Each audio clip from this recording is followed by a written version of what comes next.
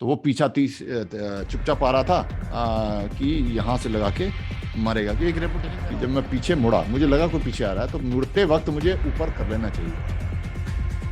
तो मेरा जो ऐसे था, तो मैं जब पीछे मुड़ा तो मैं ऐसे कैसे ही करूँ, और जब आमना सामने हुआ हमारा, तो मेरा हथियार नीचे था, उसका सीधा।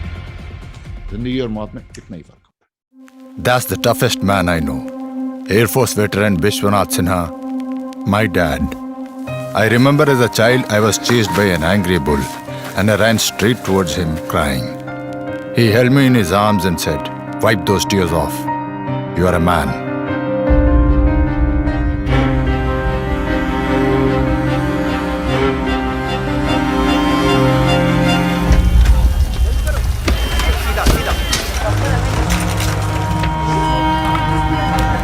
I guess I stopped crying because I wanted to be like him, tough and strong.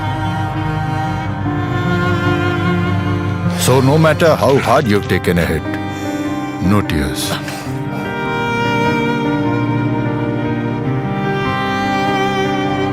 And so I hid my pain like Dad would want me to. तो पहले ये करो, ये है क्या नहीं? I did not want him to see my wounds, that I am weak. I was being a man.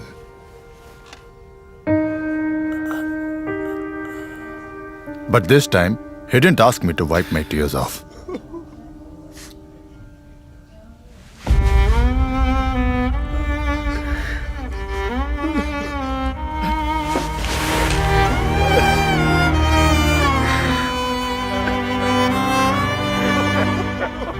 That moment changed it all. That's the day we both realized that showing what you really feel doesn't make you less of a man. Raising a strong boy also meant telling him it was okay. It was okay for boys to cry. Men can cry. Even soldiers can cry.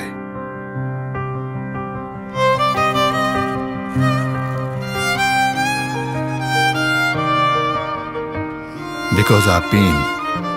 Ladies and gentlemen, we have Lieutenant Colonel Manoj Sinha sir, and sir is Sena medal, and sir की story जैसे sir आने के पहले हम discuss कर रहे थे, he's a warrior. मारे छक्के छुड़ाए टेररिस्टों के, और क्या बोलूं, sir is a war veteran, Kargil war में थे, and Major Acharya sir के co-mates हैं, both of them. Sir has wonderful motivational talks. अगर आप YouTube पे जाके देखो, मजा आ जाता है पूरा सुनकर. तो sir, welcome sir formally to this talk sir, and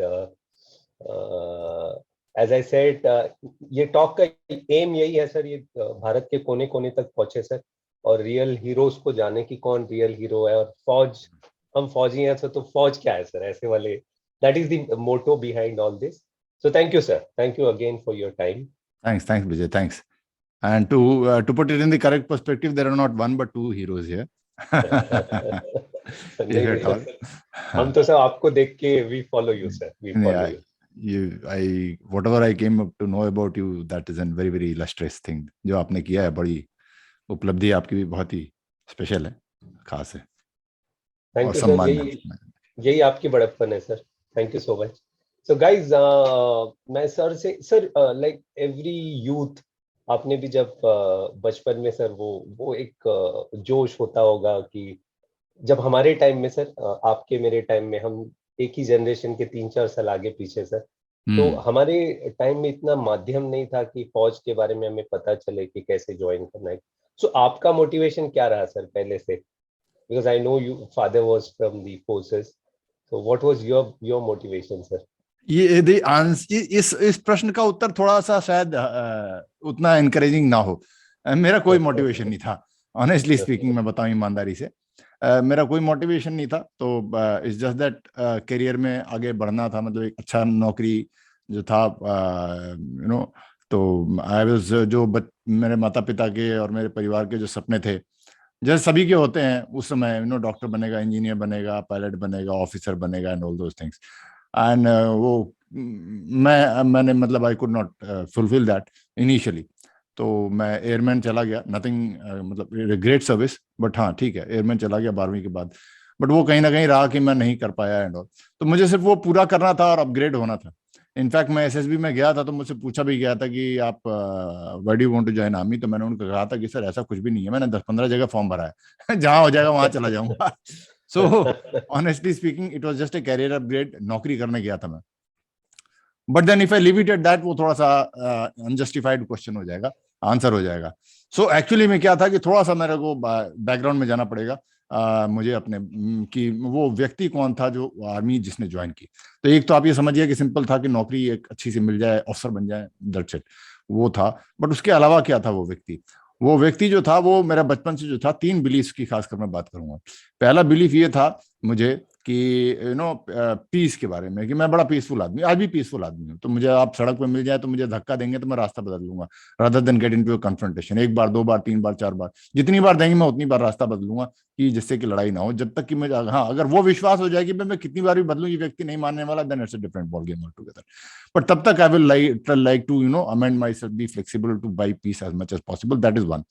and उस पीस के बारे में ये भी कहूंगा कि यही मेरा विश्वास था कि दुनिया में हर व्यक्ति के लिए पीस शायद उतना ही आवश्यक है जितना कि भोजन पानी और ये बेसिक रिक्वायरमेंट्स के बाद नेक्स्ट सभी की मूलभूत आवश्यकता है कि वो शांति से रहना चाहता है। ये मेरा विश्वास था। ऐसा नहीं था कि बचपन में से लेके जब तक मैं आर्मी में गया तब तक लड़ाई नहीं हुई कहीं किसी से, हुई लड़ाई, लेकिन उसमें हमेशा मैं ये मानता था वो उसमें अगर मैं जीत भी जाऊं उस लड़ाई में, जीत is not the right word but ठीक है, even if I come out मतलब स्ट्रॉन्गर, वो मैं कभी प्रसन्न नहीं होता था, खुश नहीं होता था। मैं जानता था, मुझे इस बात का पश्चाताप होता था कि यार इस व्यक्ति से मैं क्यों नहीं समझा पाया कि हम शांति से रह सकते हैं। ये मेरी असफलता है और अंततोगत्वा हमें लड़ाई में हाथापाई पे आना पड़ा, वो मेरी असफलता है। जीते कोई हारे कोई बाद की बात है। वो to start with that is my failure, that I could not prevail upon someone to live in peace. That was my firm conviction and I always believe कि अगर मैं नहीं समझा पाया तो वो शायद मेरे से कोई ऊंचा व्यक्ति परिष्कृत जो होगा, सम सेंटली पर्सन, वो होता तो पक्का समझा देता। मैं नहीं समझा पाया, मैं छोटा रह गया। That is one. The second belief that I had was my faith. तो फेथ ऐसा है कि आर्मी मेरे पिताजी एयरफोर्स में थे, ट्रांसफर होते रहते थे, जहां जाते थे वहां कोई ना कोई मंदिर होता था, कहीं हनुमान जी का मंदिर है, कहीं दुर्गा माता का मंदिर है। तो मैं ये सोचता था यहाँ पर जो है हनुमान जी इंचार्ज है। जैसे होता ना कहीं जाते हैं तो यहाँ पर ये एमपी है, ये एमएलए है, तो मतलब यहाँ हनुमान जी इंचार्ज है, यहाँ आप जो मांगना है वो हनुमान जी पूरा करें। तो इट वॉज सो फ्लेक्सिबल, मतलब कहने का मतलब है ऐसा कोई रिजिड नहीं था। और घर में वो आरती की एक पुस्तिका रहती थी, वो भी मुझे कभी याद नहीं, तो वो मेरा शास्त्रों का ज्ञान था। वो भी जब भी कभी आरती हो तो मैं खोल के पढ़ता था। तो faith was very very flexible, very very flexible, ठीक है जो भी है जब। और तीसरा था जो मेरा कि चूंकि पिताजी मेरे एयरफोर्स में थे तो उन दिनों ट्रेनें बड़ी टाइम लिया करती थी, तो बैंगलोर में पोस्टेड हैं और बिहार में जाना है तो 4-4 दिन की यात्रा होती थी। तो मैं ट्रेन की खिड़की पर हमेशा खड़ा रहता था और इस देश को देखता था। खेत निकल रहे हैं, सड़कें निकल रही हैं, गांव निकल रहे हैं, नदियां निकल रही हैं, नहर निकल रही हैं, और मुझे बड़ा अच्छा लगता था। और मुझे एक परसेप्शन सा बन गया था, I had fallen in love with this country side of this. इस देश से मुझे प्यार सा हो गया था। मुझे लगता था परफेक्ट है ये कंट्री, परफेक्ट है, मतलब इससे अच्छा कुछ हो नहीं सकता। हाँ ज्योग्राफी में पढ़ा था हमने कि एक बाउंड्री होती है, सीमा है, बट वास्तविकता में मैंने नेपाल बाउंड्री भी नहीं देखी, ना बांग्लादेश में, तो कोई बाउंड्री देखी ही नहीं थी। तो मैंने कहा ये एंडलेस है यार अपना कंट्री, तो चलते ही जाता चलते ही जाता चलते जाता, कहां भी चले जाओ खत्म ही नहीं होता, वंडरफुल कंट्री है। तो ये 3 मेरे परसेप्शन से, ये तीन धारणाएं लेकर मैं सेना में गया और पहली मेरी पोस्टिंग हो गई लाइन ऑफ कंट्रोल पर कश्मीर में। और मैं जब जा रहा था लाइन ऑफ कंट्रोल की तरफ, मैं अपने बंदों की तरफ साथ आगे बढ़ते गए, बटालियन हेडक्वार्टर से कंपनी से प्लेटून आगे आगे जाते गए। तो एक समय आया कि मेरे साथ वाले जवान ने मेरे यहाँ टैप किया, बोले साहब रुक जाओ। मैं क्या हो गया? बोला हमारा इलाका खत्म हो गया।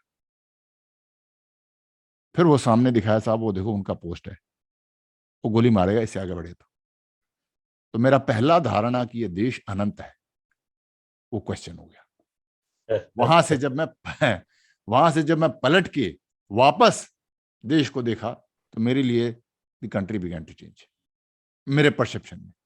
और दूसरा धारणा कि यार देश तो परफेक्ट है, क्या दिक्कत है? आपने कहा ना कि मैं देशभक्ति के उसमें नहीं गया था क्योंकि मेरे को देश में कोई प्रॉब्लम ही नहीं लग रही थी, तो इसमें भक्ति की क्या जरूरत है? एवरीथिंग इज परफेक्ट, तो मतलब क्या करना, तो जैसे आप किसी घर में हो, सब कुछ बहुत ही साफ है, तो फिर आपको लगता है और पोंछा उठाने की, झाड़ू उठाने की जरूरत क्या है, इतना साफ तो है। तो वैसे ही मुझे लगता था देश में सब लोग अच्छे हैं, सब बढ़िया है, इतना बढ़िया खूबसूरत है, अनंत है। और इसमें देश के लिए कुछ सोचना मरना करना है, ऐसा कुछ जरूरत ही नहीं है, परफेक्ट है ये तो, और क्या करना है इसमें। तो वहां पर जाकर देखा एक तो देश की सीमा खत्म है, मतलब वहां पर, और दूसरा मैंने देखा कि यार जो है उस पे भी सामने खतरा है।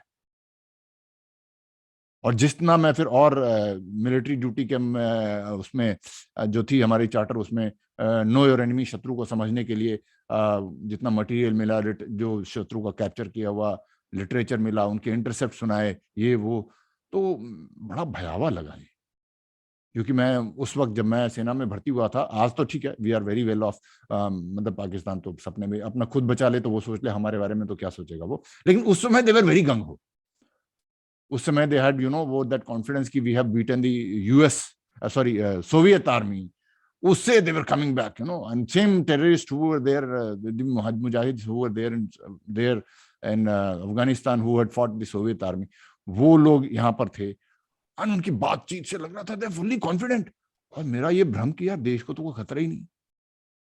तब मुझे वहां ये सोचना शुरू कर दिया मैंने तब कि भाई देश के लिए सोचना पड़ेगा, परफेक्ट नहीं है, सिक्योर नहीं है। तो मैं सेना में भर्ती होने के पहले नहीं, भर्ती में होने के बाद मुझे इस बात का बोध हुआ। वो मेरी अज्ञानता थी। I am not telling it is a fine example, no, that was my ignorance and stupidity that I, मतलब ये मैंने सोचा नहीं उस उम्र में। आई शुड हैव डन, बस मस्ती में चल रहे थे, अपना पर्सनल, ठीक है, करियर बढ़ाना, इससे आगे कुछ सोच नहीं रहे थे, देश में क्या हो रहा है नहीं हो रहा उस पर ज्यादा हम ध्यान नहीं दे रहे थे, which is wrong. Don't please, ladies and gentlemen, all the young guys, and you are listening to me, please, that's a very very wrong example, but I'm telling you, that's a black demo of mine. And then the third was that when I started, मेरा तीसरा believe था कि नहीं, शांति से सब रह सकते हैं। तो मुझे लगा कि यार ये आतंकवादी जो है ये भी तो शांति से रहना चाहेगा, इसको भी समझाया जा सकता है, तो let me give it a try. So I request all of you, मेरे यूट्यूब चैनल पे एक मेरा वीडियो है जिसमें कि मैं एक आतंकवादी से बात कर रहा हूँ। It is an actual voice of mine and a terrorist.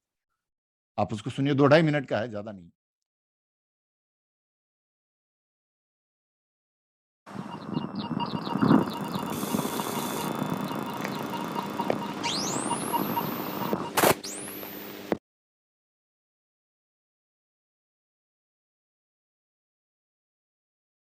या तो हमारे तुम्हारे क्या कर रहा है यार, हम सब एक ही तो हैं। तेरे खून और मेरे खून में कोई फर्क है क्या? ये क्या तुमने इंसानियत के बीच में दरारें डाल के रखी हैं कि तुम्हारा है और हमारा है? हम सब एक ही हैं क्या? तेरे 4 हाथ है क्या? मेरे भी 2 हैं, तेरे भी 2 हैं, तेरी भी 5-5 उंगलियां, मेरी भी 5-5 उंगलियां। एक ही दवाई से तेरा भी बुखार ठीक होता है, मेरा भी बुखार ठीक होता है। तो ये तूने हमारा तुम्हारा क्या लगा रखा है?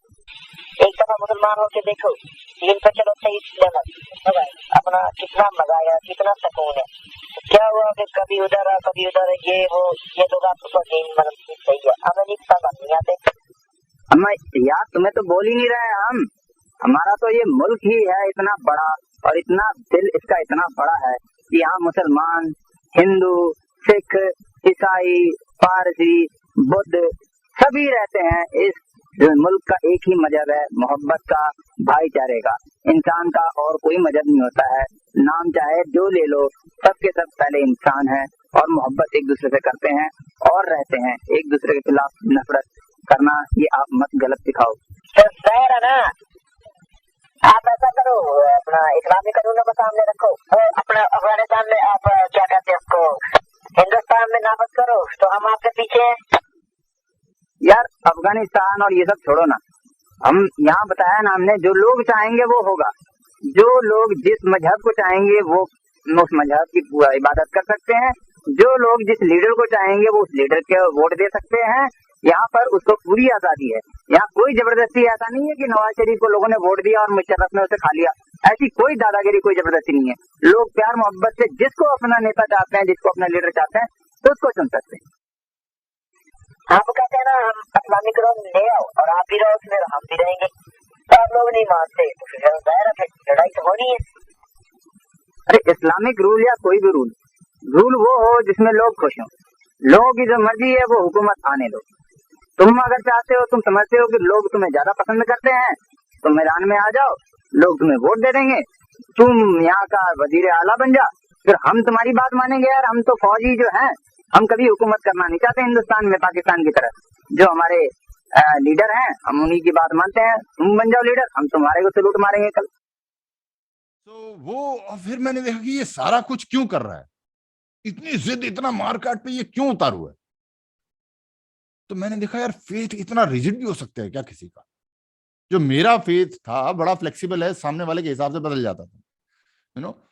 तो एयरफोर्स में भी थे हम, कहीं भी थे, तो अगर हम किसी के घर गए, बंगाली के घर गए, तो हम दुर्गा माता की बात करना शुरू कर देते थे, मलयाली के घर गए तो अय्यप्पा स्वामी की बात करना शुरू कर देते। It's so flexible to make it the other guy comfortable, so my faith is so open, right. एंड मैंने देखा कि ये सिर्फ फेथ के चक्कर में इतना कर रहा है क्या ये। तो ये मेरे तीनों धारणाएं कि देश अनंत है, सिक्योर है, दूसरा हर व्यक्ति शांति से के लिए मना, शांति वाले पे मैं आता हूँ, तीसरा फेथ, तो बड़ा फेथ कैसे कॉन्फ्लिक्ट का कारण बन सकता है, was the belief that I had grown, and here I saw a man who was adamant on destroying anything and everything just because of his faith, and that is one. अब शांति पे मैं आता हूँ, लास्ट पॉइंट, कि वहां पर एक और चीज मैं समझ गया, जो मेरी ये धारणा थी कि सामने वाले व्यक्ति को मैं नहीं प्रिवेल करा पाया, क्योंकि इसको भी मैं वही समझा रहा था कि एक्सप्लेन कर देता हूँ यार शायद मान जाए।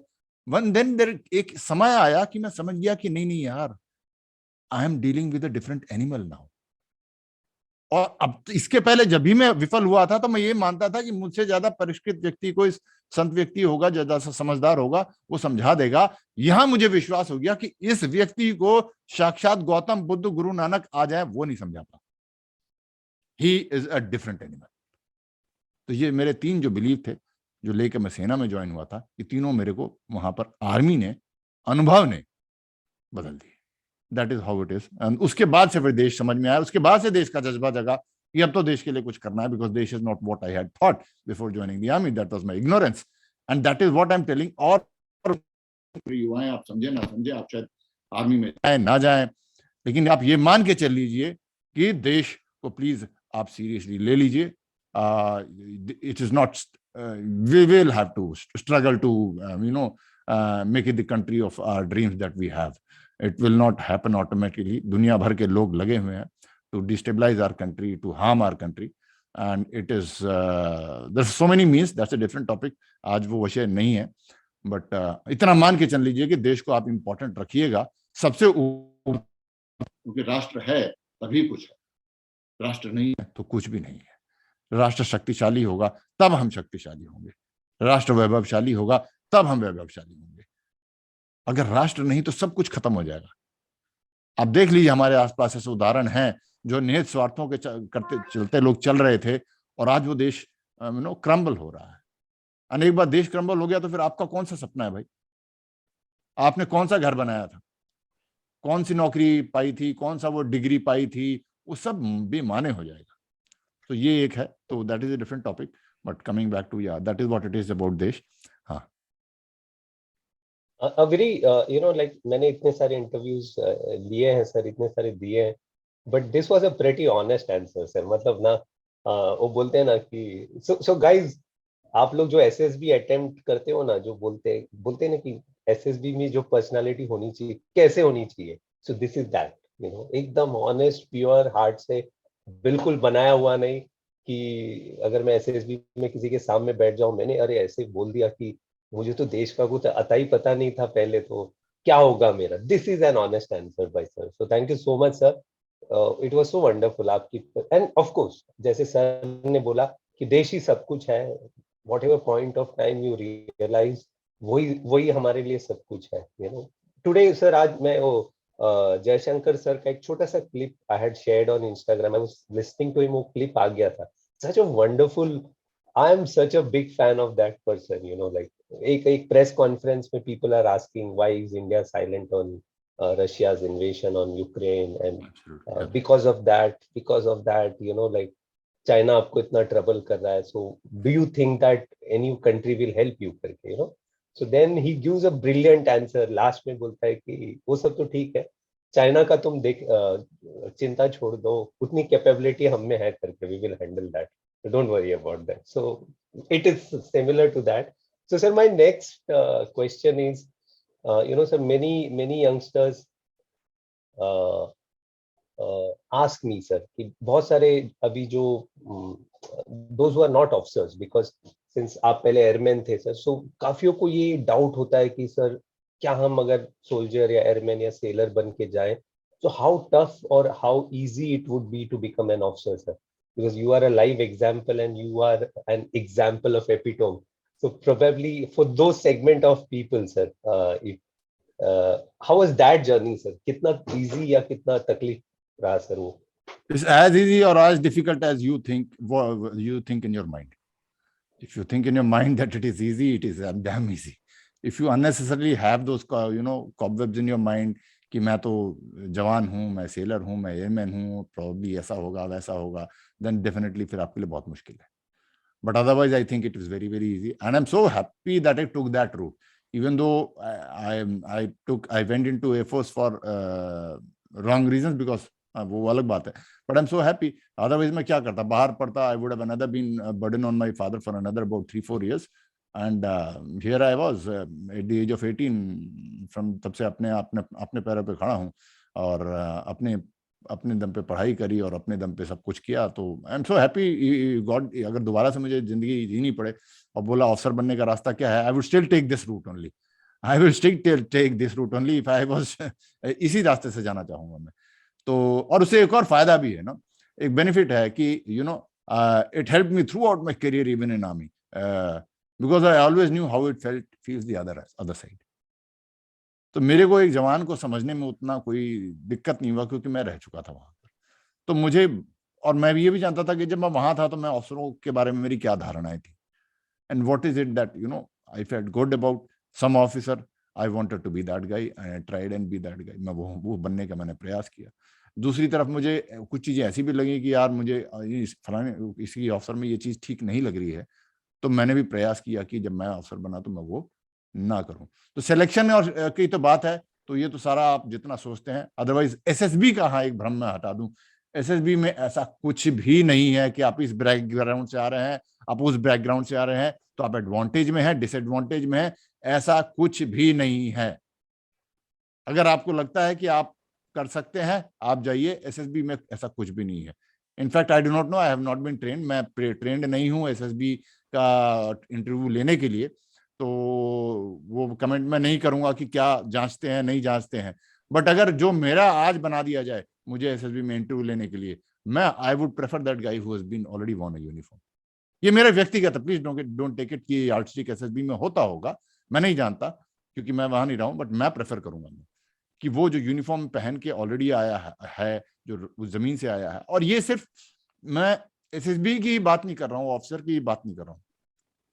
पूरी जीवन में आप देख लीजिए, जीवन में देख लीजिए, जो व्यक्ति जमीन से जुड़ के उठना प्रारंभ करता है उसकी मजबूती, उसकी शक्ति और उसकी ऊंचाई पाने का अंदाज ही अलग रहता है.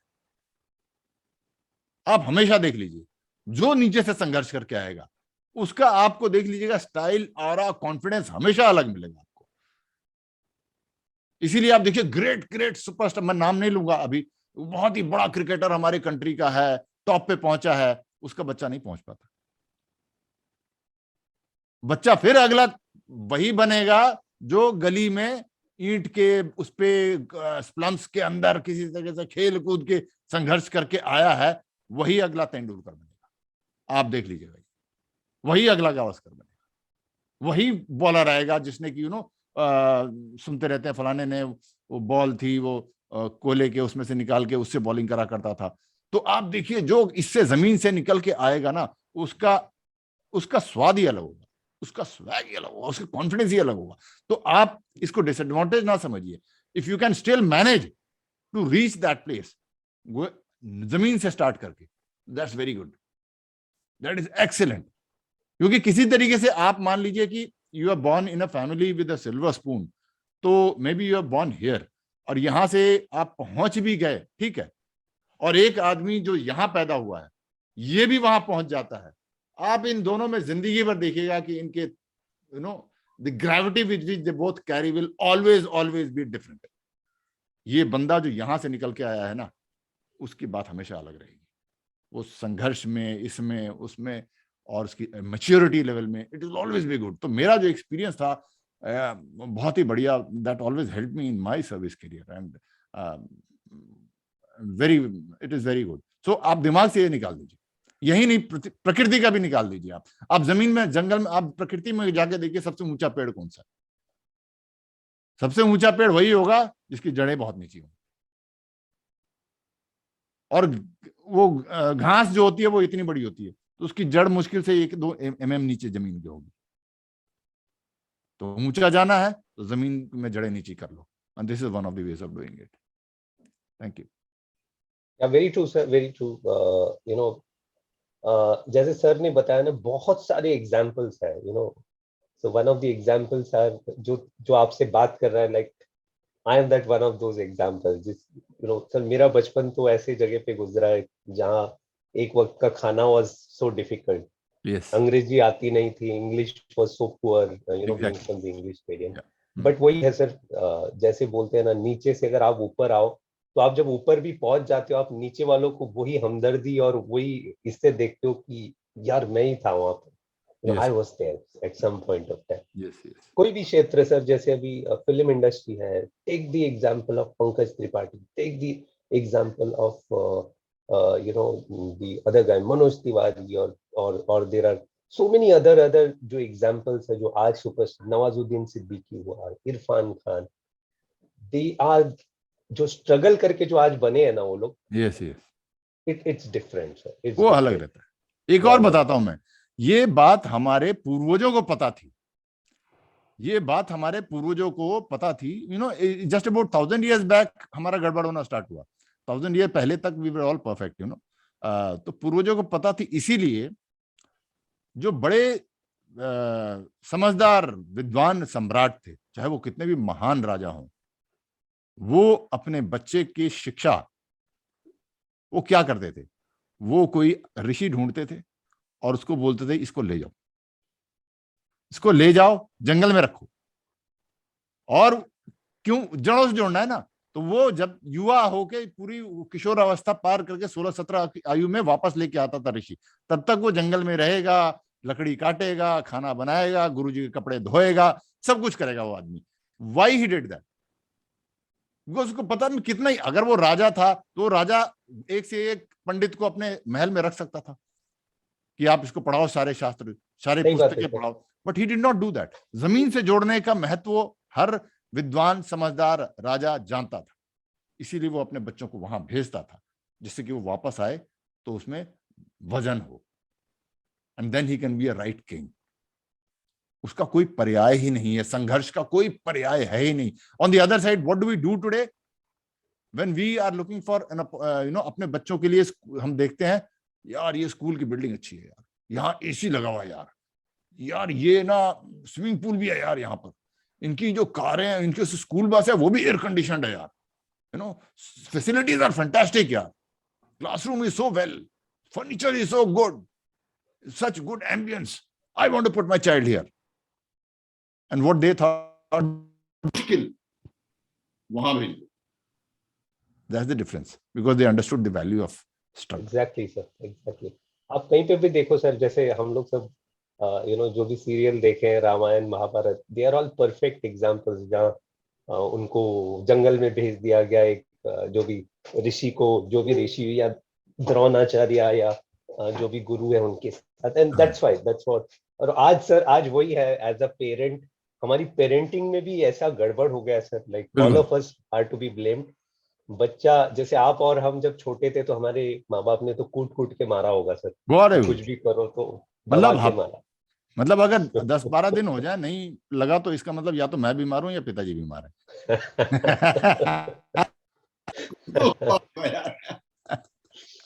बट आज ऐसे सर, एज अ पेरेंट हम देखते हैं कि बच्चा गिरना नहीं चाहिए, ये नहीं. दो ऑफ कोर्स एज अ फौजी parent we are still bit different, we still want them to be tough.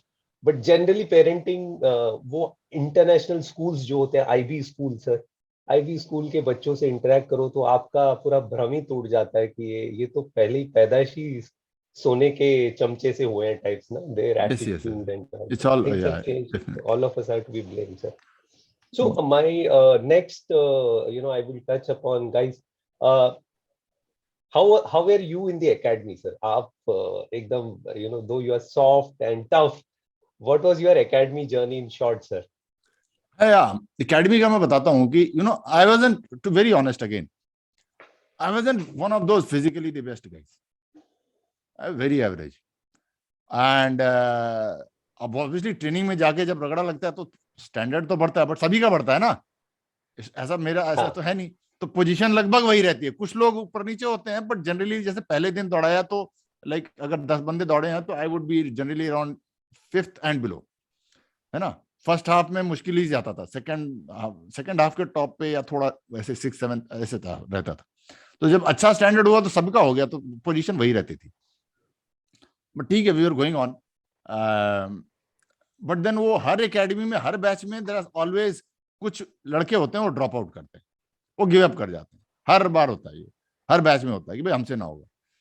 तो मेरे से आगे जो दौड़ते थे, जो चौथे नंबर पे कुछ कुछ ऐसे थे, वो 1.5-2 हफ्ते के बाद दे गिव अप यार, बोला सर हमें वापस छोड़ो। और मेरी हवा खराब हो गई, मैंने कहा यार ये तो मेरे से आगे दौड़ता है, अगर ये तो मैं तो बड़ा मुश्किल हो जाएगा। And that is what I am telling. तो फिर यहाँ पर जब ऐसी स्थिति आती है ना, अगेन वो जमीन का जुड़ाव हेल्प करता है, जमीन को जुड़ाव हेल्प करता है, और वैल्यू सिस्टम जो आप फैमिली और सोशल वैल्यू सिस्टम लेके आते हो वो हेल्प करता है। तो मैं क्यों बता रहा हूँ कि आज मैं मुंबई में रहता हूँ, मेरे बगल का पड़ोसी मुझे शायद ठीक से नहीं जानता होगा फ्लैट में, राइट। तो यहाँ पर अगर मैं आज यहाँ पर रहने वाला लड़का जाता यहाँ से और सेम माइंडसेट में होता तो, और वो जो 3 लड़के भाग के आए थे ना, वो वही वाले थे जो शहरों में रहते थे, लेकिन मैं तो गांव से जुड़ा हुआ आदमी था ना। वहां से बाहर एक तो मेरे फादर, मतलब मैं कल्पना ही नहीं कर सकता मैं फादर को आके फेस कर लूं कि पापा मुझे ट्रेनिंग नहीं हुई, मतलब आई जस्ट कुड नॉट। अगर उससे 10 गुना ज्यादा भी होती ना तो भी that door was not open कि आप फादर को आके बोल दो कि पापा मुझसे हो नहीं रहा, and I give up. And अब गांव जिस समाज से मैं आता था, मतलब कैसे जाओगे उस गांव में कदम रखने की आप सोच नहीं सकते। भैया देश छोड़ दो आप, कि टकरा ना जाए मुझे गांव वाला कोई आमने सामने, जो ये सामना करना पड़ेगी भाई तुझसे भाग के आ गया था। तो वो जो सोशल एंड फैमिली वैल्यूज थे हमारे जमीन से जुड़े हो उठने के कारण, वो हमें स्ट्रेंथ देता रहा, because there was no looking back. उनके सामने शायद वो नहीं था। अब यहाँ पर मैं रहूं, यहाँ पर इसी जिस सोसाइटी में मैं रहता हूँ, यहाँ कोई बच्चा जाए वापस आ जाए मुझे पता ही नहीं चलेगा। सही बात है सर। उसको कोई शर्मिंदगी फेस ही नहीं करनी है, कोई नहीं जानता सोसाइटी में। मेरे ऊपर उसका बच्चा कोई गया भी होगा, इस बिल्डिंग का ही बच्चा कोई एनडीए में गया होगा, ओटीए में गया होगा, एमए में गया होगा, मुझे पता ही नहीं है। और अचानक दिखेगा थोड़े दिन बाद, तो मैंने कहा पता नहीं होगा कहीं गया होगा, मुझे क्या पता। तो ये वैल्यूज जो थे, that is what kept us going. But otherwise it was so good, academy was so good. मुश्किल वक्त में जब डालते हैं ना, वो बहुत अच्छी चीज है, क्योंकि एकेडमी में एक बात बताऊं, एकेडमी में जिंदगी जीना सिखा देते हैं। अगर आपको जिंदगी में आगे नौकरी करनी नहीं करनी, एक बार फौज में भर्ती जरूर हो जाओ, ठीक है ना। अभी जैसे अग्निवीर वाले में यही बोलता हूँ, चले जाओ यार, तुम 4 साल के बाद चले जाओ, it will always help you through out your life. जो वो सिखा देता है उतने दिन में, वो बाहर आपको कितनी आप लीडरशिप ट्रेनिंग ये वो कर लो, एकेडमी की ट्रेनिंग जो होती है ना, उससे बढ़िया दुनिया में कोई ट्रेनिंग नहीं। उसका एक और कारण है, बाहर जितनी भी ट्रेनिंग है ना, try and make you feel good. Academy में they try and make you feel as horrible as possible, और इसके अलावा कोई रास्ता नहीं है। शिक्षा ज्ञान देने का ना, इसके अलावा कोई रास्ता नहीं है। तो वहां पर इतना कष्ट दिया जाता है, और तो वो उससे आप जो मेंटली स्ट्रांग होकर निकलते हो, प्रैक्टिकली स्पीकिंग एकेडमी से निकलने के बाद, some of us, if you are not, lot of us come back to the physical level of probably the same, but वो mentally इतना strong कर देते हैं, और वो विश्वास भर देते हैं कि how much can your body take। कोई ज्यादा, मैं टू बी वेरी ऑनेस्ट, मैं आपको ये भी बता दूं जितने यहाँ सुन रहे हैं, ऐसा कोई स्ट्रांग नहीं फिजिकली बन के निकलते हो आप। आपको सिर्फ ये है, ये आपकी अभी जो शारीरिक शक्ति है, आपको बोध नहीं है। एकेडमी उसका बोध कराएगी कि यार मैं इतना झेल सकता था, मेरे पास ताकत, ये तो मैं घर से लेके आया था, मुझे विश्वास नहीं था कि मैं इतना झेल सकता हूं और मैं टूटूंगा नहीं। वो विश्वास जाते जाएंगे कि तुम ये भी झेल लो, ये भी झेल लो, तुम नहीं टूटोगे। और लगता है अब नहीं, लेकिन देखते हैं तो at the end of it you feel कि यार this strength was already there in me. तो वो रेजिलियंस रहती है। और दूसरा, एक साथ जो कमराडरी जो सीखते हैं हम आर्मी में आए, आप भी आए और आपने नौकरी करी, तो कितने लोगों के साथ 2-2 साल 3-3 साल टेन्योर काटा होगा। जो रेजिमेंटेशन है वो तो पूरी जिंदगी टेन्योर काटते हैं एक के साथ, बट वो एकेडमी के टाइम के जो दोस्त बनते हैं वो जिंदगी भर वो बॉन्डिंग कभी नहीं खत्म होती, क्योंकि मुश्किल वक्त में आप साथ रहे होते हैं ना, मुश्किल वक्त में साथ रहे होते हो। जब एक बंदा टूट रहा होता है तो दूसरा सहारा दे रहा होता है कि नहीं यार चल चल चल चल, थोड़ा और है, थोड़ा और है, थोड़ा और है, थोड़ा और है। और वो जो मदद करने का प्रयास करता है, कोई पैर में मोच आ गई या चला नहीं जा रहा है तो दूसरा उसका राइफल लेता है, नहीं तो उठा लेता है और साहस देता है, वहां देता है। अपना जो वाटर बोतल का थोड़ा सा पानी है वो देखता है खत्म है, बोला नहीं तू पानी पी ले। वो जो एक भावना आती है संयुक्त रूप से रहने का, the values that you learn, that stands you not only in army but throughout your life, and that is a wonderful thing which should happen. Otherwise the academy, even आज भी हम लोग हैं इतने सालों बाद भी, रिटायर होने के बाद भी you will keep seeing coursemate मिल रहे हैं। क्यों मिल रहे हैं? वो एकेडमी में साथ थे, you know, कोर्समेट मिल रहे थे, एकेडमी में साथ थे। तो वो that was but and आचार्य जैसे था मेरा कोर्समेट, तो वो अलग ही है। तो वो मेरे एकेडमी में जो हमारा बना था, और हम एक ही कंपनी एक ही प्लेटून में थे, तो बड़ी कहानियां हैं एक से एक है एकेडमी की। तो या सो जैसे सर ने so guys you know like जैसे सर ने बताया, सी व्हाई एकेडमी इज डिफरेंट। आज आप IIM अहमदाबाद से कर लो, कहीं से भी कर लो, you go any damn place in this world, और वो जो आप 1 साल का जो ट्रेनिंग करते हो, 1 साल 3 साल डिपेंड कौन से एंट्री से जाते हो, it is different, you know like जैसे मैं और सर हम दोनों फीलिंग लेके ना, अभी जैसे सर नरेट कर रहे थे ना, मैं ऐसे लग रहा था कि मैं कहीं तो कोई गटर में रोल कर रहा हूँ एकेडमी में और कोई अता पता नहीं। योर बॉडी, जो हमारी जो बॉडी है ना, that is so amazing, you know like वो जितना ले सकता है उतना लेता हो, you know like whatever you give. And when you realize, जब आप बाहर आते हो एकेडमी के बाद 1 साल के बाद, और आपकी जैसे सर ने कहा कि लेवल ऑफ फिटनेस ऐसे नहीं कि बहुत कुछ चेंज हो जाता है, but the mental toughness is so strong. You will wonder कि ये मेरा ही बॉडी था क्या जिसने you know like 50 kilometre run किया हो, या पुशअप्स किया, और रात को 2 बजे कपड़ के ऊपर चढ़ के मुर्गा बनाओ, या व्हाटएवर जो भी। So it was a phase all of us relinquish. और जैसे कोर्समेट्स की सर ने बात की, ये कोर्समेट ऐसा स्पीशीज होते हैं ना, ये कभी बूढ़े नहीं होते, they remain as young as that academy days, you know like आज भी मैं देखता हूँ हमारे कोर्समेट है, सर के कोर्समेट्स होंगे, इवन जो सीनियर कोमोडोर्स, एडमिरल्स या जनरल्स, उनका जब कोर्स मिलता है, so they will be as young as that day in academy, you know that Yes. is the beauty of this coursemate। ये ऐसी जाति हैं, प्रजाति हैं, ये कहीं पे भी आ जाते हैं। जैसे मैं भी बॉम्बे में रहता हूँ सर, कोई बॉम्बे आ जाता है coursemate, so now they are going to be brigadier equivalent, वो घर आ जाते बिना बताए, मतलब there is no announcement, and suddenly you are surprise. तुम्हारे यहाँ ऑलरेडी कोई गेस्ट होता है, वो आता है, बैठता है, बोलता है ड्रिंक्स बना, और बस चले भी जाता है, बोलता है ठीक है बाय करके, you know that is the beauty of this species called coursemate. All of us experience.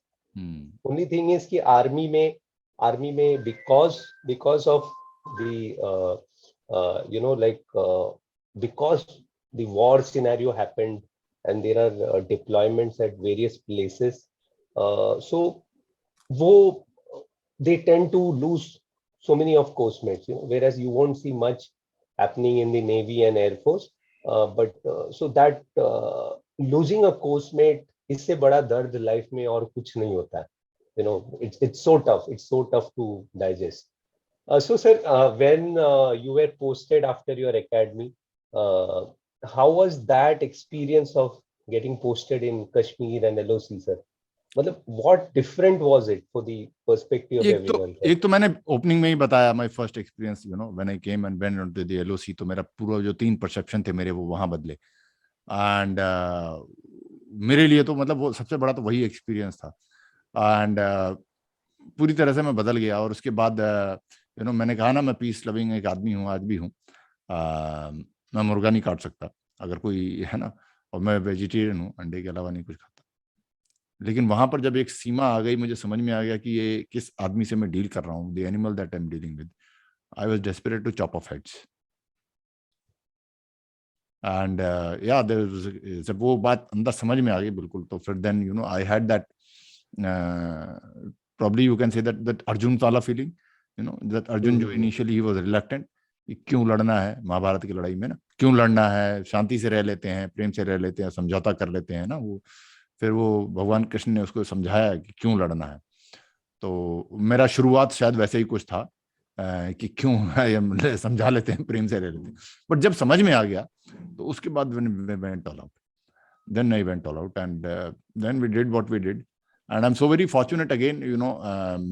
I had got commissioned into Army Service Corps. तो बट पहला अटैचमेंट होता है सबका, इन्फेंट्री अटैचमेंट होता है। वहां गए, वहां का अनुभव लिया, वहां से वापस आए और अपना logistics, I love, I am a logistics man and it comes very naturally to me. तो वो भी किया। फिर then the terrorism was probably getting out of hand in Kashmir, so the army decided to वो एक राष्ट्रीय rifles बनाने की कोशिश करी उन्होंने। एंड हम जो पहले वाले टाइप में थे, जिनकी वो आजकल तो एक प्री इंडक्शन ट्रेनिंग होती है, हमारी वो भी नहीं हुई थी। तो सीधा जस्ट टैग पहुंचे लोग, मतलब इधर से उधर से, इन एक्सपेरिमेंट था। And it was the last, कह सकते हैं ना कि देश ने वो लास्ट स्ट्रॉ, मतलब लास्ट उपाय कर लिया था कि यार ये चल जाना चाहिए। And things were really bad though. Then we did, it was like a lot of things can't be spoken here, but then then we did what we did, and it changed my life again, पहला वो attachment वाला, और फिर ये मेरी जिंदगी का जो कुछ भी है सीखा मैंने। अब मैं तो बताऊं, मैं आर्मी से मैं तो ये कहता हूँ कि आर्मी के पहले तो मैं कुछ जानता ही नहीं था, जीरो था, कुछ नहीं बोध था मुझे जिंदगी में। आज जो कुछ बोल रहा हूँ, अभी बोल रहा हूँ, ये आज जो सुन रहे हैं लोग, बात कर रहे हैं, कुछ लोग बोलते हैं कि आप ठीक बोलते हो, you have a mind and all, ये सब आर्मी का दिया हुआ है। और आर्मी में भी ऐसा नहीं किसी ने बैठा के सिखाया है, अनुभव ने सिखाया है। आर्मी ने ऐसी स्थिति में डाल दिया, पोजीशन में डाल दिया कि सब सीखना पड़ा। I saw lot of blood, अपने जवानों को, मतलब we actually we dealing with death, है ना। We all became traders of death, है ना, मौत के व्यापारी हो गए थे हम सारे के सारे। तो शत्रु था वो हमारी मृत्यु चाहता था, हम उसकी मृत्यु चाहते थे। And let's see who gets what, and that was good. शत्रु की मृत्यु was fantastic, it was always great, a great feeling. But at times सबसे ज्यादा पीड़ा होती थी जब अपना कोई जवान घायल हो जाता था। तो जब अपना कोई जवान घायल हो जाए तो it was always a race, तो आप एक दौड़ लगाते थे। वो दौड़ लगाते थे किसके साथ? The race was against death. तो आपको पता है कि जिसको जवान को लेके मैं भाग रहा हूं, अब पहले मृत्यु पहुंचती है या मैं पहुंचता हूं जवान को लेके, मतलब हम जो लेके भाग रहे हैं। दैट वाज, वो एक दौड़ होती थी कि इस दौड़ में पता नहीं कौन जीतेगा। और अगर हम जीत भी जाएं और बच भी जाए जवान, तो भी हम सेलिब्रेट नहीं कर सकते थे, क्योंकि कुछ ना कुछ तो नुकसान होता ही था। जब घायल हो गए तो लिम्ब या कुछ ना कुछ तो कहीं ना कहीं शरीर में नुकसान होगा ही होगा, तो वो सेलिब्रेट नहीं कर सकते आप। और दुर्भाग्यवश अगर हार गए वो लड़ाई, तो it was very very sad,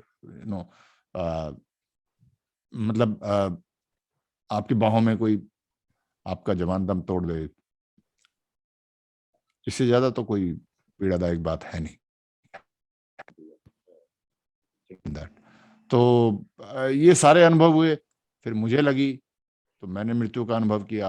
उस जो क्षण थे मेरे मृत्यु के साथ, जो I lived that life of death with people, मतलब डेथ के साथ जो मैंने समय गुजारा, उसने बहुत कुछ सिखा दिया। और आज तक मैं जो कुछ कर रहा हूँ, आई ट्राई एंड मैं प्रयास करता हूँ कि उस वक्त जो मुझे समझ में आया था उसी को रिकॉल करूं। और क्योंकि वापस जब बच गए हम, फिर माया मोह की जिंदगी में आ गए हैं, तो फिर अगेन वो माया मोह चढ़ गया। आई एम एन ऑर्डिनरी, मतलब साधारण व्यक्ति हूँ, तो जो सभी की होता है वो दैट परत फिर से चढ़ रही है। But crucial moments of my life when I want to, कि क्या करना है, क्या सही है, क्या गलत है, तो then I try and connect back to that.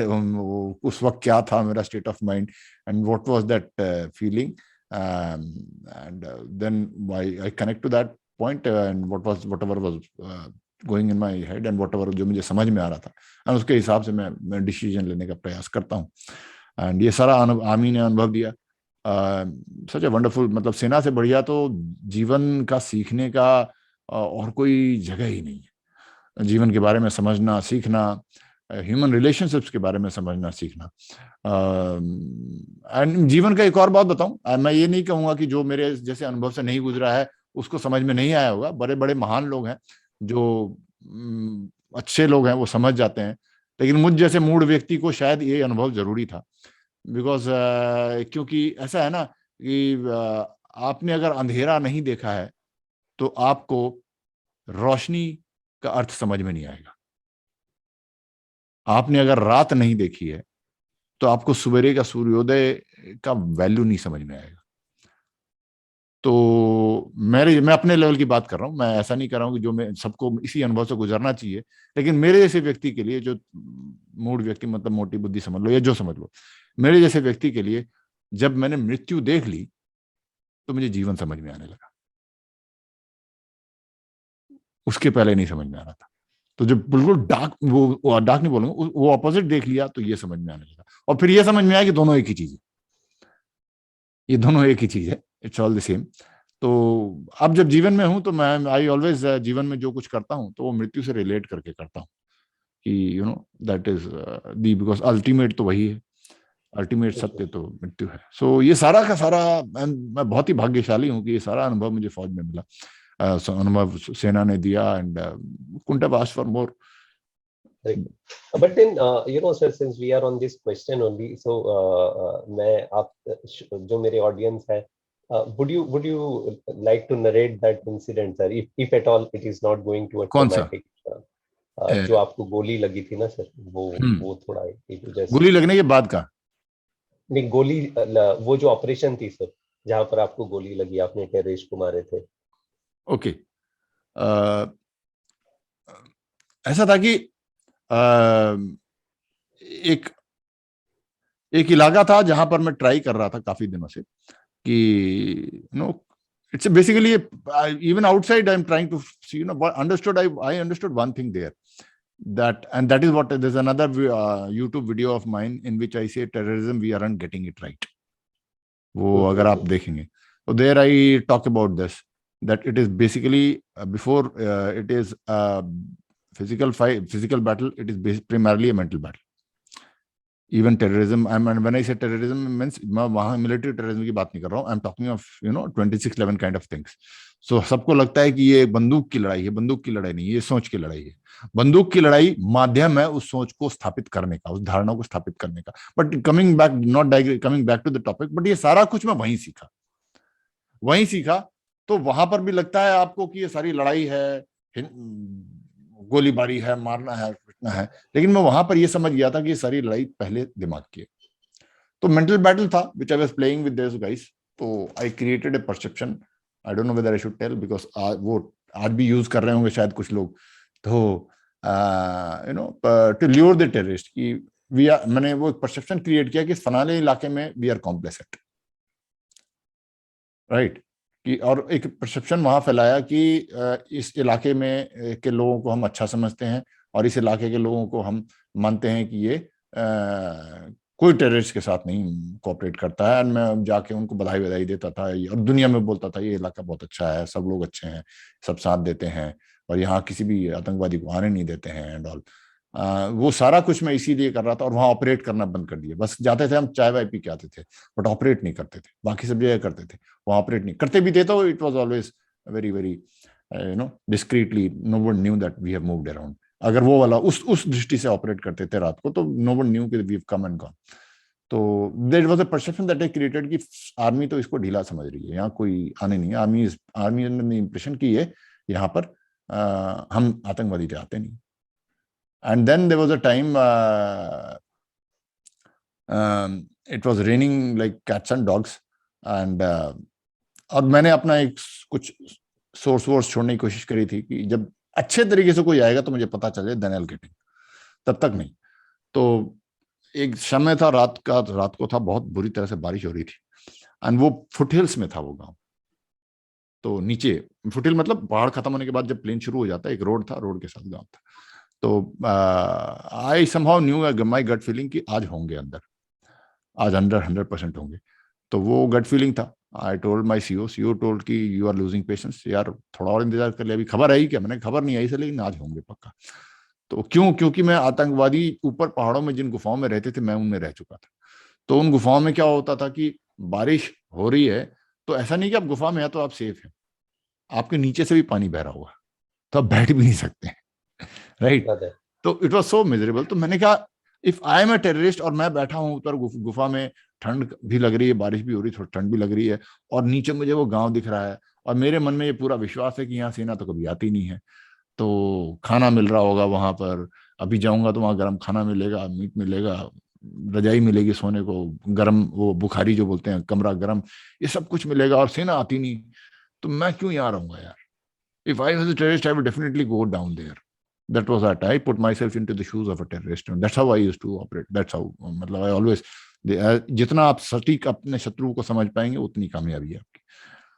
And I took that call and I went in and yeah, they were there. I didn't know कितने हैं क्या है, but yes, they, तो मैंने बारिश में ही हम लोग गए और हमने घेरा गांव को, गांव को घेरा। चूंकि बहुत ज्यादा बारिश हो रही तो वो हमारा एडवांटेज भी हुआ, क्योंकि ज्यादातर घर जो थे सीजीआई शीट के टॉप रहते हैं, तो सीजीआई शीट के टॉप पे बारिश गिरे तो इतना शोर होगा कि अंदर वाले को बाहर जब आप कोई आ भी गया तो पता नहीं चलेगा, वरना नॉर्मल स्टिल साइलेंट नाइट में शायद थोड़ी सी पैदों की आवाज या किसी दो जवान टकरा गए या राइफल टकरा गई तो कुछ आवाज अंदर समझ में आ जाए, लोग चौकन्ने हो जाए, उसमें किसी को कुछ पता नहीं चला।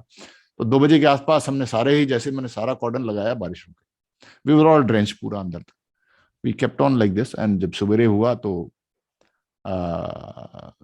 आई announced using the PA system that we are here and सारे गांव वाले बाहर निकल जाओ भाई, सो दैट गांव वाले निकले बाहर, तो फिर हम अंदर जाएंगे, so that there are no collateral damages of casualties. अब ये जो अब मैं बता रहा हूँ ये मुझे उस वक्त नहीं पता था, ये बाद में मुझे पता चला, हॉस्पिटल में मुझे बताया गया, क्योंकि बाद में अंदर क्या हुआ, गांव में क्या थे, वो इंटेलिजेंस से सोर्सेस थे जिनके उन्होंने पता करा, तो उससे ये पता अंदर एक घर में काफी सारे आतंकवादी थे, और जब हमने सुबह अनाउंस किया तो उनके अंदर अफरा तफरी मच गई, क्योंकि उसी घर वाले ने उस इंटेलिजेंस सोर्स को बताया था कि मेरे ही घर में थे। जब सुबह अनाउंसमेंट हुआ तो अफरा तफरी मच गई, और एक था, ठीक है, एक रेपुटेशन बना हुआ था। सेना में क्या होता है, जवान अच्छे हो तो नाम कमांडर का हो जाता है, तो मेरे जवान बहुत बढ़िया थे, आई हैड गुरखास, तो ठीक है, हम खूब मारते थे, तो खूब मारते थे, एक नाम बना हुआ था, खौफ था दुश्मन के मन में हमारे लिए।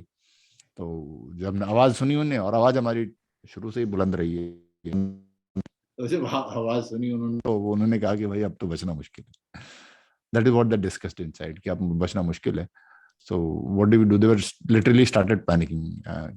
तो I think suicide ही है, या either we shoot ourselves, because early morning कर लिया, अगर आप contact शाम को करो तो they have a chance, 2-4 घंटे किसी तरीके से ड्रैग कर लो अंधेरे में, we can probably escape। ये लोग अर्ली मॉर्निंग कर लिया, and we had a reputation कि once we could identify the place of a terrorist, तो कभी हम ज्यादा टाइम नहीं लेते थे, एक हमारा रेपुटेशन था, 40-45 मिनट में हम बाहर टांगी, मतलब डेड बॉडी खींच के ले ही आते थे, बस पता चल जाए कहाँ है।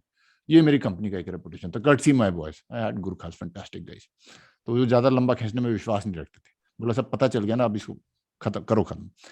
तो उनने कहा with that reputation, that everything and early morning, they knew कि the game is over. So that is why they 3 of them probably volunteered or whatever it is to come and divert our attention and offer themselves as felines.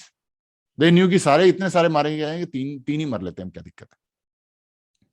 तो हम घेरा ही हुआ था, वो अंदर ही, because हम अंदर जा नहीं रहे थे, बिकॉज अंदर गए और कहीं कॉन्टैक्ट हो गया तो अननेसेसरी कैजुअलिटीज हो जाएंगी। तो वी वर इंश्योरिंग कि जब तक सारे नहीं निकल जाएंगे, अब सुबह सुबह आप अनाउंस कर दो तो बिस्तर से निकलते उठते लोग टाइम लगाते हैं, और वहाँ रोज का ही मिला है तो ऐसा भी कुछ नहीं है। तो वो भी बेचारे लोग वहां के भी तंग आ गए आतंकवाद से, तो ये कॉर्डन सर्च होता रहता है। तो फिर वो उसका फायदा उठा के उन्होंने अपना पोजीशन चेंज कर लिया, बाकी एक जगह थे वो अलग चेंज कर लिया, वहां से उन्होंने मुझे चैलेंज करना शुरू किया मेरा नाम लेके। ये मेरे से एक भूल हुई, मैं यहाँ सबको बता रहा हूँ, ये मेरी गलती है। It is more than उनकी it is my mistake that I could not, मेरे को लगा कि ये कुछ गलत तो है, बिकॉज कभी भी आतंकवादी ऐसा चैलेंज नहीं करता है, लास्ट मिनट तक ही will take his chances. And ऐसा कई बार हुआ भी है कि हम घर में घुसे भी हैं और शायद वो ऐसी जगह छुपा था कि हमें पता नहीं चला, बाद में हमें पता चला कि यार हम तो मिस कर गए भी थे, लेकिन वो फलानी जगह छुपा था, उन्होंने चेक नहीं किया। तो they take their chances till the last moment. And ये सारा कुछ करते हैं। बट मैंने कहा यार ये पहले ही बता रहा है, ये कुछ तो गलत है। बट ठीक है, in that moment, heat of the moment वो चैलेंज कर रहा था, तो प्रॉब्ली हमारा भी खून गर्म था। हमने कहा ठीक है भाई, जहां बोल रहे आ जाते हैं। तो I that is you know the killing zone था, and I fell for that trap. That is my mistake, that is my fault, I fell for it. So वहां चले गए, and then when we went, दो आगे से एक पीछे से, दो पहले आगे से आए, मतलब फुल ऑन, नो चिल्लाते हुए, पूरा फायर करते हुए, अल्लाह अकबर एंड ऑल। तो सीधा आए तो मेरे दो बंदे घायल हो गए।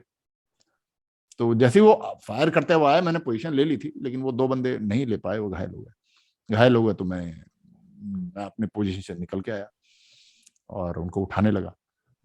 तो जब वो आए तो उन्होंने कुछ ब्लास्ट सा किया था, तो ग्रेनेड फेंका था या कुछ किया था। तो वो आतंकवादी भी गिरा हुआ था।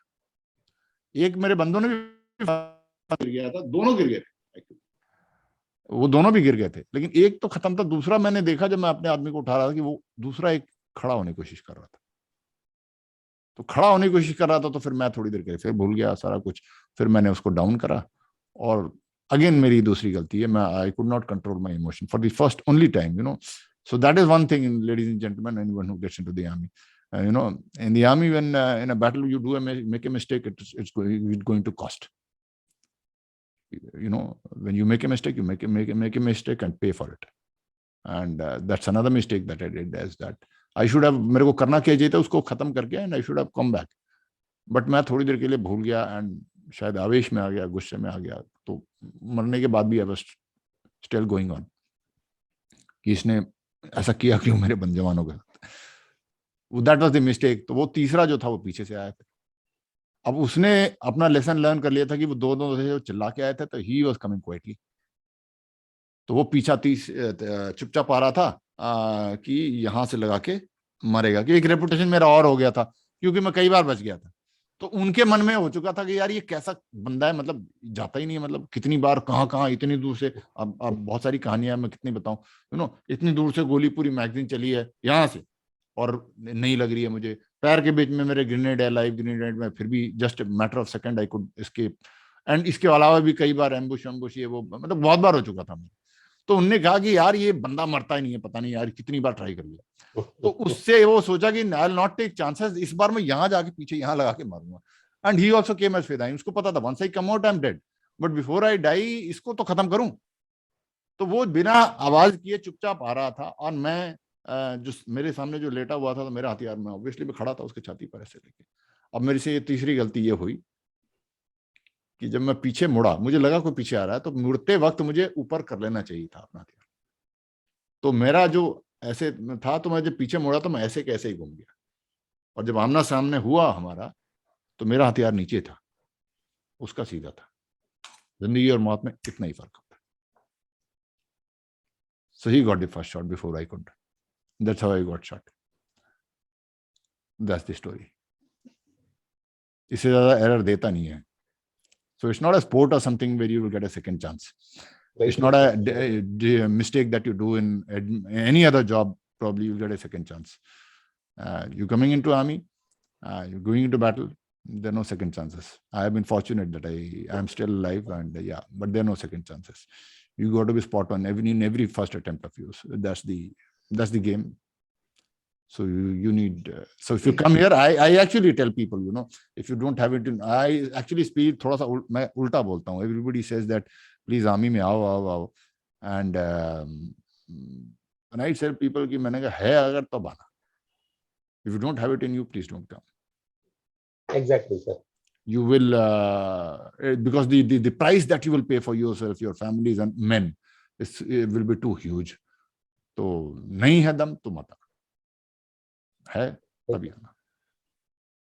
एक्चुअली वो ना सर, जब आप बता रहे थे, because you are a great story teller also, आप जब बता रहे थे तो you can actually feel that आपके बाजू में खड़े वहां पर, यू नो, हम साइड पे से देख रहे हैं ऑल दिस. एक होता है ना कि गैलरी में बैठ के देख रहे हैं, तो it was you know like.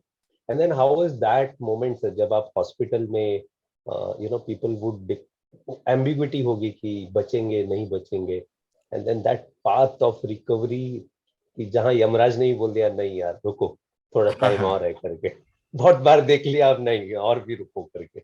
Was that period sir, जहाँ जिंदगी और मौत के बीच में जो आप अभी हमेशा एग्जांपल देते हो कि मैंने तो मौत देखी है तो जिंदगी कितना प्यारा है type, how was that phase sir? Okay, let me try and take you through that journey. There are two journeys that you must understand. एक तो physical journey and दूसरा spiritual journey. And the physical journey was that it is all both together intertwined, but I'll try and make you understand as जितना हो सकता है स्पष्ट।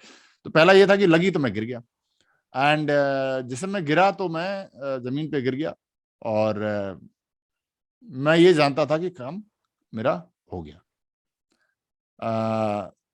मेरी मृत्यु, अब मैं मृत्यु के रास्ते पर चल पड़ा हूं, राइट।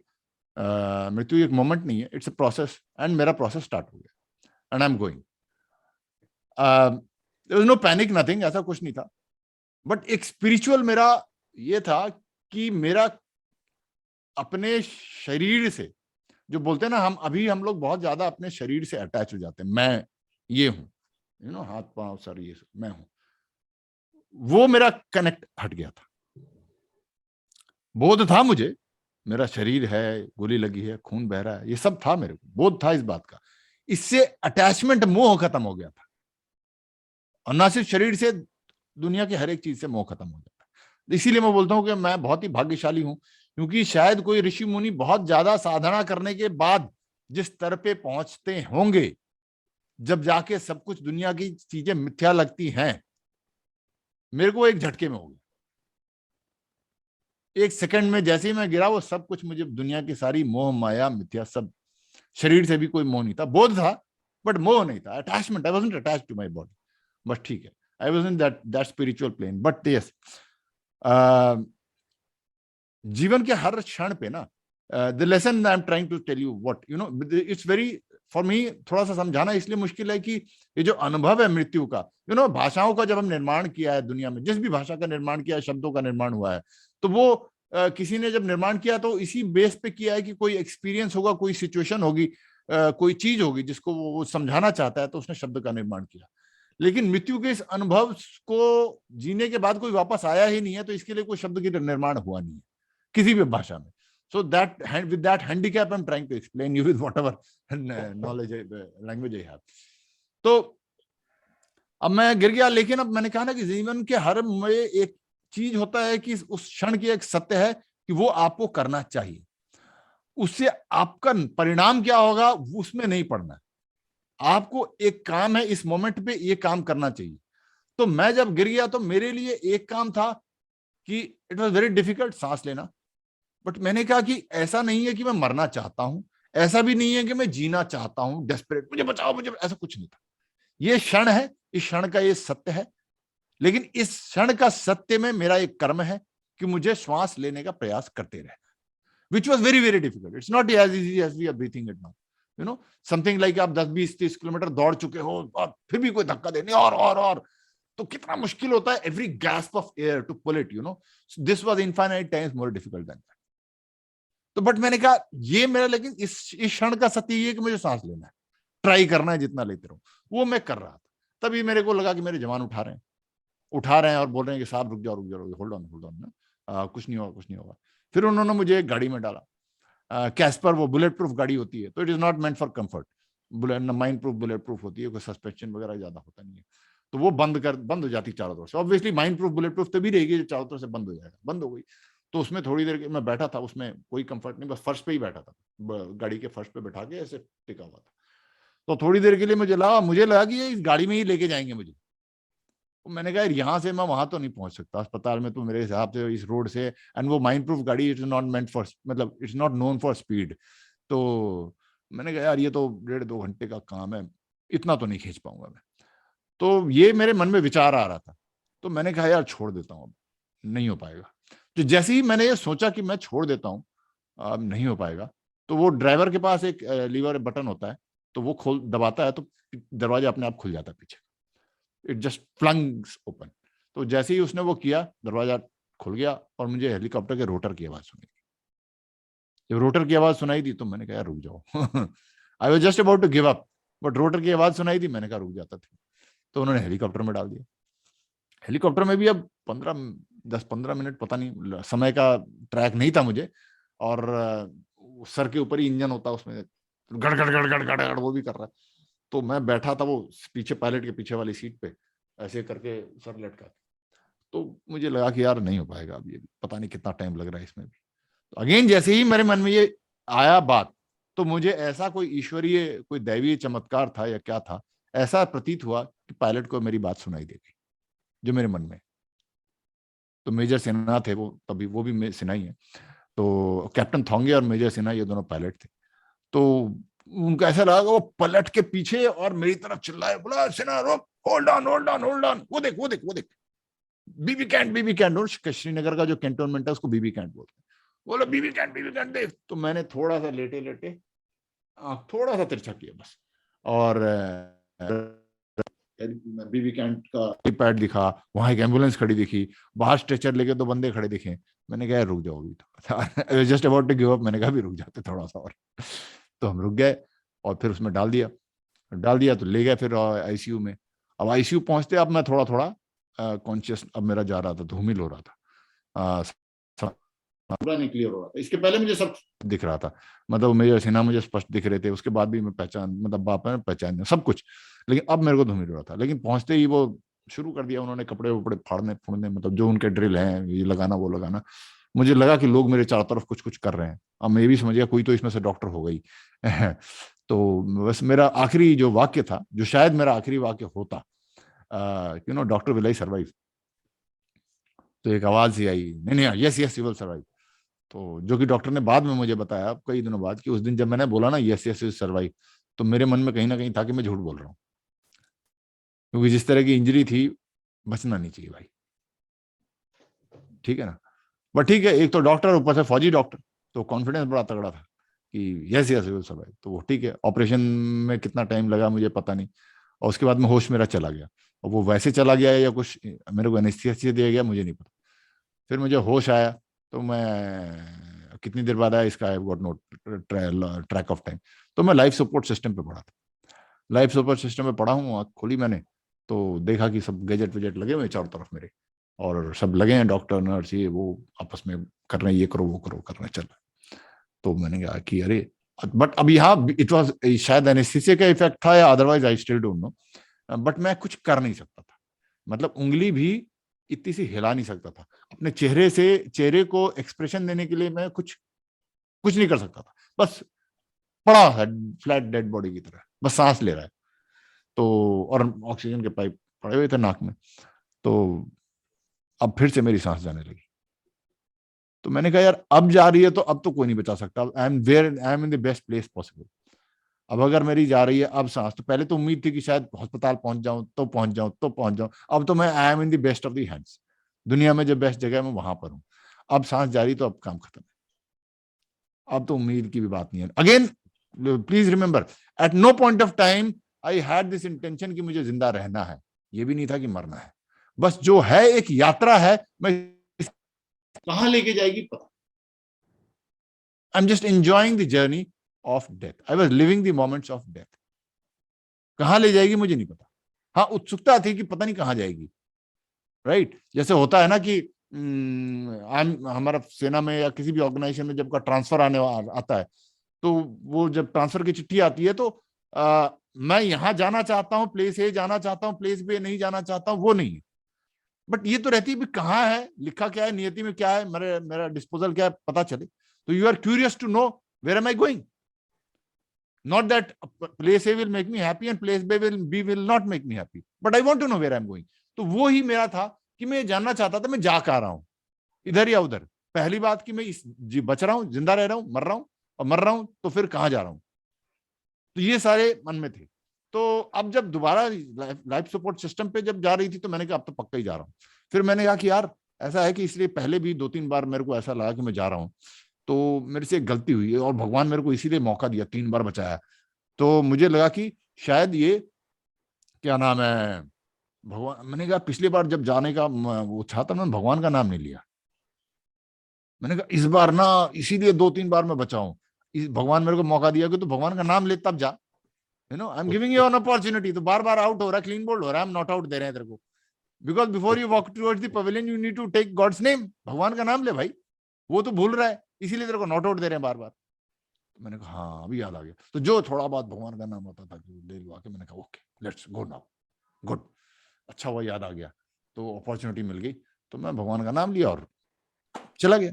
मतलब मैं तो यही मान रहा हूँ कि मैं जा रहा हूँ, मर गया। तो फिर थोड़ी देर बाद आया again, no track of time, कि मुझे आया कि मेरे होश आ रहा है, मुझे लगा कि मैं फिर कॉन्शियसनेस आ गया, आंखें मेरी बंद है। तो मैं क्या सोचा कि मैं तो मर तो गया ही हूँ, यमराज मेरे को ऊपर लेके आ ही गए हैं। अब मैं आंखें खोलूंगा, सामने चित्रगुप्त बैठे मिलेंगे, वो पोथा लेके मेरे कर्म का पूरा, कि तुमने ये किया वो किया। मैंने कहा यार ये आंख खोलूंगा और ये पूछेंगे। अब मेरे को सारे अपने जितने गलत काम जिंदगी में किए थे वो याद आ रहे थे। मैंने कहा यार अब ये पूछेगा वो क्यों किया, ये क्यों किया। मैंने कहा अभी सब क्या जवाब दूंगा। मैंने कहा यार ये तो बड़ा गड़बड़ है सब। तो यू नो फिर मैंने कहा कि चलो ठीक है, मैं जो होगा होगा, मैं बता दूंगा, अब इनको तो बेवकूफ बना नहीं सकते ना। तो लेकिन इंटरव्यू खत्म होने के पहले मैं ये पूछूंगा भाई जो करना है करो, अब मेरा डिस्पोजल बताओ क्या है, कि मतलब मैं आ गया हूं मर के, तो अब ये बताओ मेरे को क्या है अगला जीवन मुझे मिल रहा है। मतलब इतना तो मैं जानता था कि जन्म लेना पड़ेगा, मोक्ष वाले काम नहीं किए मैंने मुक्ति वाला काम तो मैंने किया नहीं है, तो ये तो पता था कि जन्म तो लूंगा। तो मैंने कहा ये बता दो यार, चिड़िया बना रहे हो कि हिरण बना रहे हो, कि मनुष्य योनि में वापस भेज रहे हो, मनुष्य में भेजा तो कहाँ भेज रहे हो भाई। तो ये सब सोच रहा था कि मैं पूछूंगा उनसे ये सारा कुछ। लेकिन तभी मेरे दिमाग में एक आया कहीं से, मैंने कहा यार एक बात सुनी थी मैंने कहीं, कि वीर गति को जो प्राप्त होता है उसको तो वीर भोग्या वसुंधरा है, फिर कर्म चाहे जो किया हो। मैंने कहा फिर तो कोटा रिजर्व है स्वर्ग में। मैंने फिर कॉन्फिडेंस आ गया मेरे को। मैंने कहा यार मैं बिना मतलब टेंशन ले रहा हूँ, मेरा तो कोटा रिजर्व है, स्पेशल कोटा है मेरा, तो मैंने निकालना चित्रगुप्त को दिखा देना है। मैंने कहा यार मेरे से सवाल अपना पोथा बंद करो, मेरा तो स्पेशल पास है, आप अपना टाइम मेरा टाइम छोड़ो ना, मुझे स्वर्ग में जाने दो। ये कॉन्फिडेंस आया, मैंने कहा अब फेस कर सकता हूँ। तो मैं आंखें खोली, and for a moment I was disappointed that I am not died. मैं हॉस्पिटल के बेड पे ही पड़ा था। मैंने कहा अरे यार ये तो स्वर्ग जाते जाते यहीं रह गया मैं तो ये क्या हो गया ये यार अच्छा वाला स्वर्ग पहुंच गया था, ये तो टेक ऑफ ही नहीं हुआ। और आज भी कहीं ना कहीं इस बात का मलाल है कि यार स्वर्ग की अपॉर्चुनिटी छूट गई, कि मृत्यु तो आनी है दोबारा, लेकिन अब तो कर्म के हिसाब से होगा हिसाब किताब। वो थोड़ा मुश्किल रास्ता है, वो बड़ा बढ़िया रास्ता मिला था मुझे। So that is what it is, यही मेरा अनुभव था। तो स्पिरिचुअल समथिंग फिजिकल मैंने फिर भी आपको मोटा मोटा मैंने अपनी भाषा में समझा दिया, but the spiritual part of it मैं अभी भी मान रहा हूं कि I can not explain it, because वो अनुभूति एक अलग है, जिस अनुभूति के लिए शायद कोई वाक्य या रचना बनी नहीं है। तो मैं बहुत ही एक अलग जोन में चला गया था। एंड मैंने कहा ना शायद बहुत साधना करने के बाद ऋषि मुनि पहुंचते होंगे, मैं उतनी देर में उस जोन में था मैं। और नियर डेथ एक्सपीरियंस समझिए जो समझिए, तो मैं उस जोन में था। और एक और बात मैं बताऊं इससे आपको, देवी और सज्जनों जो भी सुन रहे हैं आप, कि जीवन में यहाँ पर क्योंकि हमारी नियति का फैसला ज्यादातर मनुष्य करते हैं। स्कूल में पढ़ रहे हो तो आपका पेपर चेक मनुष्य करेंगे, ओरल एग्जाम है तो कोई टीचर पेपर चेक करेगा आपका, और आगे भी जॉब कर रहे हो कोई इंटरव्यू ले रहा है, कोई प्रमोशन आपका डिसाइड कर रहा है, कोई पोस्ट डिसाइड कर रहा है, और हम ये सारे लोग मनुष्य होते हैं, and we are not perfect, so they keep making errors, and at times the error is to your advantage. And हम क्या करते हैं, और हम भी ये प्रयास करते हैं कि हम मैनिपुलेट कर लें, बिकॉज ह्यूमंस है ना, सो दे आर इन्फ्लुएंसेबल। तो हम कभी कभी इन्फ्लुएंस भी कर लेते हैं, you know, by various means, some trick of the trade सीख लेते हैं, चटकी बोलते हैं जिसको, और हम इन्फ्लुएंस भी कर लेते हैं, कभी कभी मैनिपुलेट भी कर लेते हैं, कभी गलत तरीके से भी कर लेते हैं, चल जाता है सारा, आदत पड़ जाती है ना, that we can get away with these things, you know. Ladies and gentleman, देवियों और सज्जनों, boys and girls, anybody who is listening to me, ऊपर कुछ नहीं चलेगा, ऊपर आपके कर्म चलेंगे। You can not fool that. ऊपर आप मूर्ख नहीं बना सकते। पूरी जिंदगी आदत पड़ जाती है, बहुत गलत आदत पड़ जाती है, वो कहीं ना कहीं ऐसा हो जाता है कि यार चल जाता है, ये भी मैंने काट लिया, वो भी काट लिया, there also I could somehow manipulate, यहां भी मैंने कर लिया, यहां भी कर लिया, और तो शायद ऐसे ही चलते जाएगा जिंदगी में। ऊपर नहीं चलेगा, ऊपर बिल्कुल नहीं चलेगा।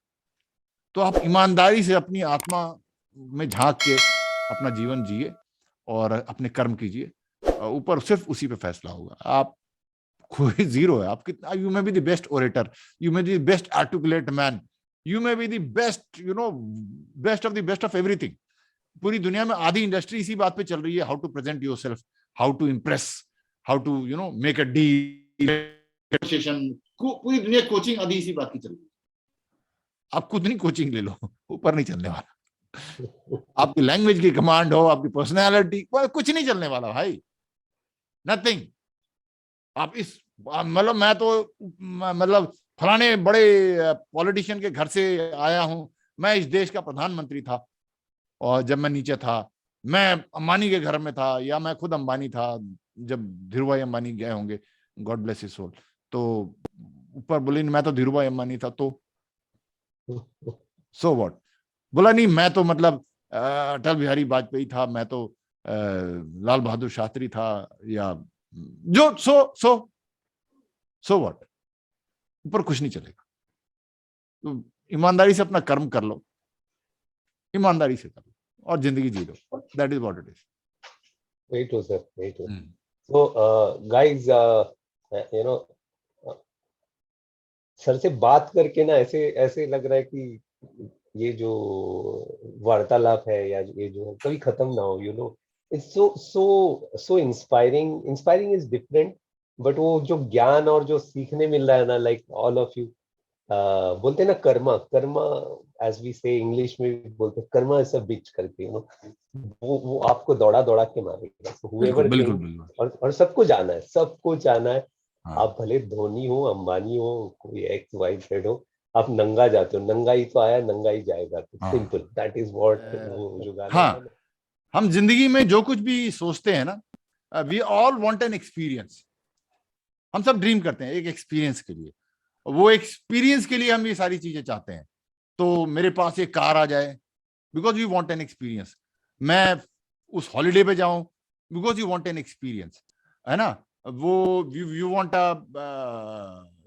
कई बार we want a success because we want an experience, not because duty का बोध है, कर्तव्य का बोध नहीं है।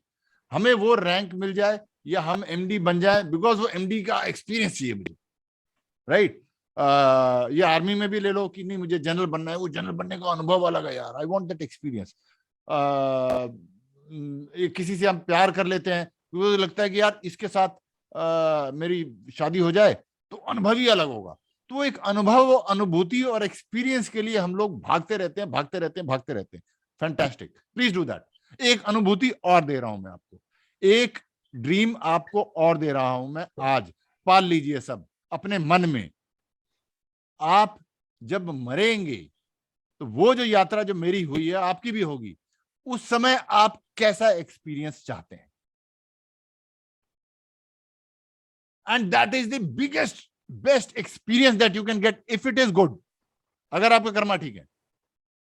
अदरवाइज वो बहुत ही मिजरेबल एक्सपीरियंस होगा, आप नीचे कितना ही फन्ने का हो, वो समय जो होगा मृत्यु की यात्रा, it is going to be so horrible.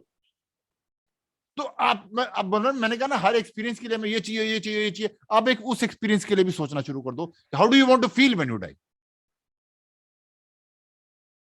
Just keep that in the mind कि अल्टीमेट यार आई वांट दैट एक्सपीरियंस। जैसे बाकी हम एक्सपीरियंस के लिए जिंदगी ऊपर नीचे कर देते हैं ना, हम सब कुछ सारा पापड़ बेल रहे हैं हम नीचे, ये अनुभव के लिए वो अनुभव चाहिए मुझे, दैट एक्सपीरियंस के लिए मुझे मकान चाहिए, उसके लिए मुझे गाड़ी चाहिए, उसके लिए मुझे ये चाहिए, उसके लिए वो चाहिए, उसमें मुझे ये आदमी चाहिए, मुझे फलाना चाहिए, मुझे मूवी जाना है बिकॉज मूवी का एक्सपीरियंस अलग होगा, वो थिएटर का, ये जो कुछ भी है, it's all for an experience. So please ladies and gentleman, start thinking how do you want to feel when you die. And अगर ये ड्रीम आपने पा लिया और इस ड्रीम को आपने सबसे ऊपर रखा, then everything that you do in your life will start falling in place, ethically, morally, spiritually, nothing will go wrong. It's a very difficult task, मैं कह रहा हूं मेरे लिए भी मुश्किल है, क्योंकि जब मैं वापस आ गया तो मैं फिर माया मोह में हूं। But if you can connect, I hope you guys are better off spiritually than me, so you probably make a better deal than what I will. तो ये एक अनुभव है, I want to tell you that. Yeah. So actually, वो जो spiritual journey है sir, like if anyone believes in that, जो नहीं बिलीव करते बिलीव कीजिए, because even like sir, I am very spiritual and I believe that the karma plays, वो कर्मा आपको ना गिन चुन के मारता है, वो आपके पीछे पड़ा होता है ना, क्या किया था, it will come back like this. I have seen personally so many times and so many examples. और बहुत मजा आया sir, for this one and a half hours almost.